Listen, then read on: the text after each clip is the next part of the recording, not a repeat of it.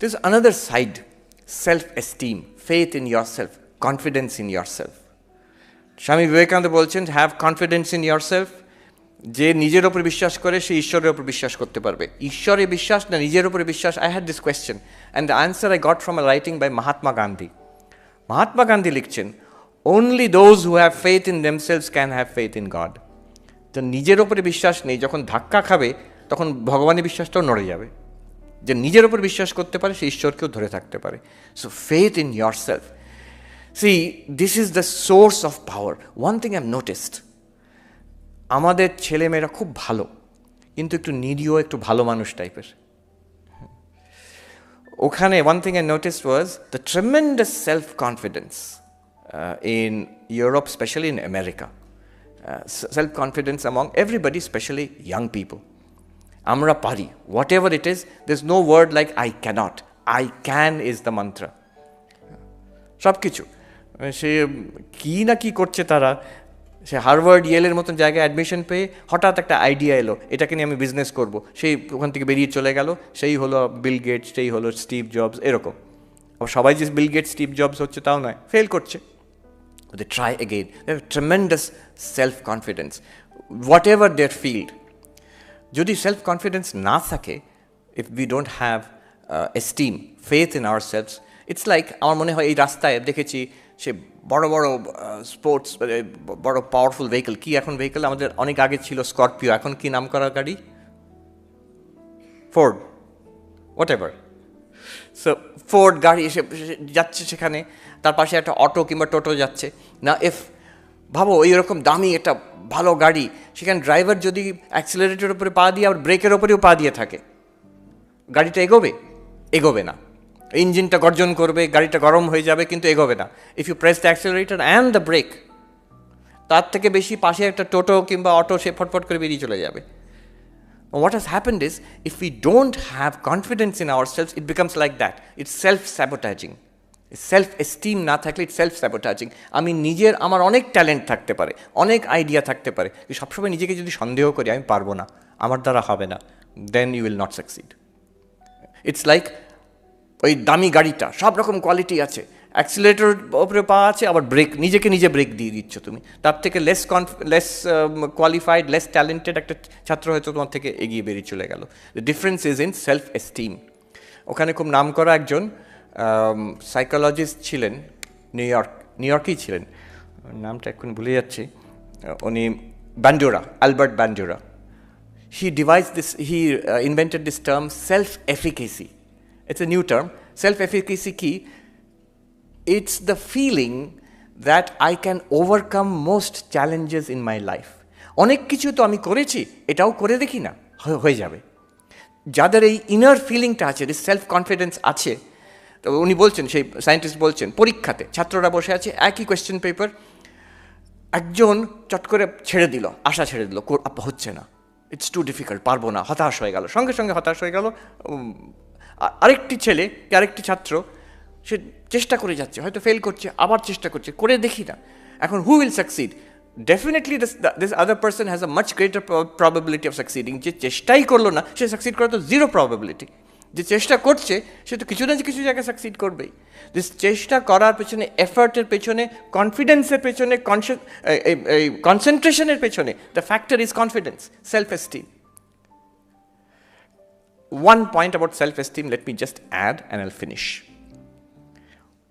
এইখানে তোমরা বুঝতে পারবে না, কিন্তু ওখানে গিয়ে, ওয়েস্টে গিয়ে, one thing I'm noticing is, আমাদের ইন্ডিয়ানদের, আমরা বড় বেশি ওয়েস্টের দিকে চেয়ে আছি। It is a one way street. ওখানকার হ্যালোউইন এখানে আসছে, এখানকার জিনিস কিন্তু ওখানে নিচ্ছে না কেউ, নিলেও সেটাকে নিজের মতন করে চেঞ্জ করে নিয়ে নিল। যোগা, আমাদের হঠযোগ যেটা ভেরি পপুলার, এখন রামদেব বাবার কৃপায় এখানেও অনেক পপুলার হয়েছে ইন্ডিয়াতে, কিন্তু এক সময় ছিল যে ওয়েস্টেই বেশি পপুলার। হঠযোগার স্টুডিও, ওখানে স্কুলকে বলে স্টুডিও, হঠযোগা স্টুডিও, রাস্তায় রাস্তায়, মানে একটা পাড়ায় পাড়ায়, every other block had a yoga studio. কিন্তু সেটাকে এমনভাবে নিজের করে নিচ্ছে ওরা, শুনলে ইউল বি শকড। একবার আমি একটা স্কুলে গেছি, হিন্দুইজম, ইন্ডিয়ান কালচার এইসব বলতে, সেখানে ইন্ডিয়ান ছেলে মেয়ে কেউ ছিল না, সব আমেরিকান, মানে ছাত্রছাত্রীরা। এটা লস অ্যাঞ্জেলেসে। সেখানে আমি প্রথমে আরম্ভ করলাম যোগা কথা বলতে। তখন একটি ছেলে বলল, oh you have yoga in India also. ভাবুন কথা, সে ইনোসেন্টলি বলছে। তারা এমনভাবে তাদের সেলফ কনফিডেন্স লেভেল এমন, যেটাই আছে আমাদেরই, ওটা ভালোটা আমাদের, তোমাদেরও আছে নাকি? আচ্ছা, এখান থেকেই গেছে জিনিসটা, না ধারণাই নেই। So this, why should it be so? One should be grounded in one's own culture and be open. আমরা আগে ওপেন হয়ে যাচ্ছি এটাকে বাদ দিয়ে, আমাদের নিজেরটা বাদ দিয়ে। ওখানে গিয়ে আমি দেখেছি অনেক ছাত্রছাত্রী, তারা খুব ভালো ভালো চাকরি করছে, ওয়াল স্ট্রিটে কাজ করছে, ড্রিম জবস, মাল্টি ন্যাশনালে কাজ করছে। সেখানে আমাকে এসে, সবাই নয়, কেউ কেউ এসে বলছে, আচ্ছা এই যে বেদান্তের কথা আপনি বলছেন, উপনিষদের কথা, গীতার কথা, যোগার কথা, মেডিটেশন, সংস্কৃত, এইসব জিনিস আমাদের তো কেউ কখনো বলেনি when we were students. আমি বাবা মাকে জিজ্ঞেস করি, আচ্ছা তোমরা যে আমাকে কষ্ট করে এত খেটে খুঁটে করলে, আমি আইআইটিতে পড়লাম, এখন এসছি আমেরিকাতে, ওয়াল স্ট্রিটে খুব ভালো চাকরি করছি। ওই ছেলেটি আমাকে বলল, আমার বাবা সারা জীবনে যা আয় করেছেন আমি প্রতি মাসে তা আয় করি, তার থেকে বেশি আয় করি এখানে বসে। But then I asked my parents, আমার ভালো লাগছে না, এরপরে কি করব? তো আমার বাবা মা নিরীহ মানুষ, তারা সারা জীবন খেটেছেন, তারা আমাকে বলল যে এরপরে বেটা ক্যা করোগে, हमको तो पता नहीं, हमको तो इतना ही पता था। এরপরে কী করবে আমি তো জানি না রে বাবা, এই অবধি তোকে পড়িয়ে টড়িয়ে আমরা বিদেশে পাঠিয়ে দেবো, একটা দারুণ জীবন হবে তো, ব্যাস, আর কি, আর তো জানি না আমরা। এই যে বলছে, আই এম সো হ্যাপি যে এইখানে এসে I have discovered Vivekananda, I have discovered Upanishad, Gita, philosophy, একটা philosophy of life. We must be rooted in that. একজন ম্যাথমেটিশিয়ান, অক্সফোর্ড ইউনিভার্সিটির ম্যাথমেটিশিয়ান, মার্কাস ডু স্যাটয়, আমাকে তার বাড়িতে ডেকেছিলেন একবার। খুব অদ্ভুত ব্যাপার, সেই ইন্টারেস্টিং গল্প। বাট পয়েন্ট ইজ, তার বাড়িতে, তার জুইশ, তার ওয়াইফ হচ্ছেন ইসরায়েলি অ্যানথ্রোপোলজিস্ট। তিনি আমাকে বলছেন, আচ্ছা জানেন, ইসরায়েল যখন ফাউন্ডেড হলো, ছোট্ট দেশ, কলকাতার থেকেও কম পপুলেশন, 1948, তারা ঠিক করলো আমাদের ভাষা হবে হিব্রু। ডু ইউ নো, ওই ম্যাথমেটিশিয়ান আমাকে বলেন, do you know Hebrew was a dead language, কেউ ব্যবহারই করেনি কোনো অনেক বছর ধরে। তাকে রিভাইভ করা হলো, and they made it, kinder garden থেকে পিএইচডি অবধি সব কিছু কাজ আমরা হিব্রুতে করব। তার জন্য ওই ম্যাথমেটিশিয়ান বলছেন, হায়ার ম্যাথমেটিক্সের টার্ম কিছুই নেই হিব্রুতে, বসে বসে ইনভেন্ট করলো overnight, and they made sure everybody does everything in Hebrew. আজকে ম্যাথমেটিশিয়ানই বলছেন, ভেবে দেখুন, Israel has some of the leading scholars and leading mathematicians, scientists in the world, Nobel Prize winners. তারা ইংরেজি না জানার জন্য, একটা পুরনো প্রাচীন ভাষায় কাজ করার জন্য, হ্যাভ দে সাফার্ড আর হ্যাভ দে গেইনড? আমি বলছি না তার জন্য সবাইকে সংস্কৃত শিখতে হবে, অসম্ভব। ইসরায়েল ক্ষুদ্র দেশ, আমাদের বিশাল ব্যাপার। But what I am saying is this being rooted in our own heritage, জানাটা দরকার তো অন্তত। আমি ট্যাগ করবো কি ক্রিটিসাইজ করবো কি বাদ দিয়ে দেবো, তার থেকে আগে আমাকে জানতে হবে কি ক্রিটিসাইজ করছি, কি ট্যাগ করছি, কি বাদ দিয়ে দিচ্ছি। I must be rooted in my own heritage. আমার মনে আছে, আমি যখন প্লাস টুতে পড়ি, একটা সাবজেক্ট ছিল লজিক। তো সেটা আমরা সবাই নিতাম যেহেতু মার্কস বেশি পাওয়া যাবে, তবে সাবজেক্টটা খুব ইন্টারেস্টিং। পরে আমার মনে হলো, আচ্ছা কি পড়লাম সেই সাবজেক্টে? I studied only Greek logic, Aristotelian logic, খুব interesting subject, no doubt about it. অনেক পরে জানলাম, আচ্ছা আমাদের তো একটা সাবজেক্ট আছে ন্যায়। Indian logic is there, not only there, it's the most sophisticated system of logic until the arrival of modern mathematical logic. সেটা symbolic logic আসার আগে অবধি the most intricate, sophisticated system of logic in the whole world was the Nobonai of Bengal. Swami Vivekananda বলছেন, পৃথিবীর থেকে লোকে আসতো এখানে শিখতে, এই নদিয়াতে, ইনক্লুডিং টিবেটান লামারা আসতো একসময় এখানে শিখতে। আচ্ছা আমি প্লাস টুতে পড়ছি, একটা ইন্ডিয়ার ছাত্র, স্বাধীন ভারতে, একবার বলাও হলো না যে আমাদের একটা লজিক ছিল। আমি সেই একটা ওয়েস্টার্ন লজিক সিস্টেম, সেটা মন্দ নয়, ভালো জিনিস, সেইটাই শুধু শেখানো হবে কেন? আরেকটা এক্সাম্পল দিয়ে শেষ করছি। Recently I red a book on philosophy. আমার ফিলসফি খুব প্রিয়, এর মধ্যে বুঝেই নিয়েছো।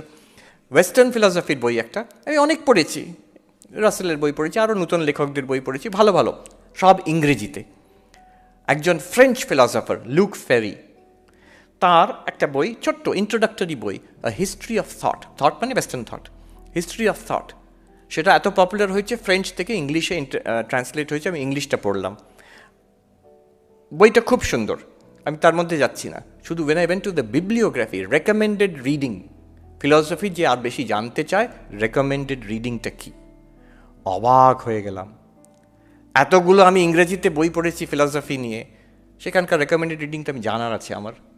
এই বইতে ইনি নাম করা একজন philosopher western philosophy introductory readings list করছেন, একটাও ইংরেজি বইয়ের নাম নেই।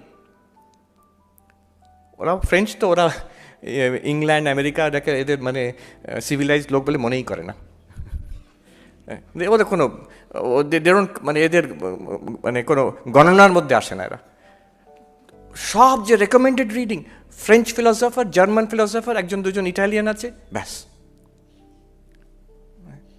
Not one book was recommended from any of the Anglophone philosophers. আমি বলছি না অতটা, এটা কিছুটা ফ্যানাটিসিজমের লেভেলে চলে যায়, কিন্তু দেখুন grounding in your own tradition. খুব নাম করা রিসেন্ট ফিলসফার বার্নার্ড, কি নাম বলে যাচ্ছি আমি, উনি এসেছিলেন নিউ ইয়র্কে বক্তৃতা দিতে ফ্রান্স থেকে। এবার দেখুন হোয়াট ইজ দ্য এফেক্ট, নিজের কালচারে গ্রাউন্ডেড হলে কতটা সম্মান পাওয়া যায়।